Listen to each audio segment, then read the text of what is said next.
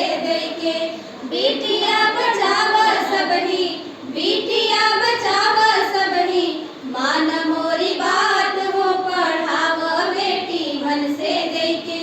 बेटा जस दुलार हो पढ़ाव बेटी मन से देके।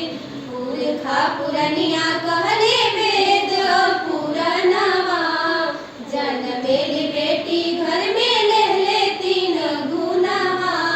पुरखा पुरनिया कहले वेद पुरनवा, जनमेली बेटी घर में ले तीन गुनवा। भूइया छुअत काटे, भूइया छुअत काटे, दुख के पहाड़ हो पढ़ाव बेटी मन से देके। बेटा जस दुलार हो पढ़ाव बेटी मन से देके। बेटी सीता सावित्री शकुंतला के जान, जनक स्वपति कण्व ऋषि जस मान।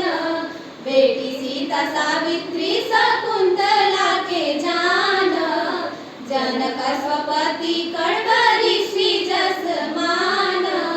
ओ नहीं नियर गाई, ओ नहीं नियर गाई, जग जस तोहार हो पढ़ाव बेटी मन से देके।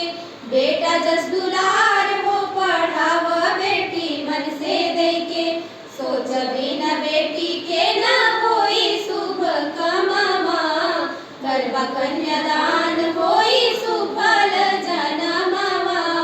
सोच बिना बेटी के न होई शुभ कमवा, करवा कन्यादान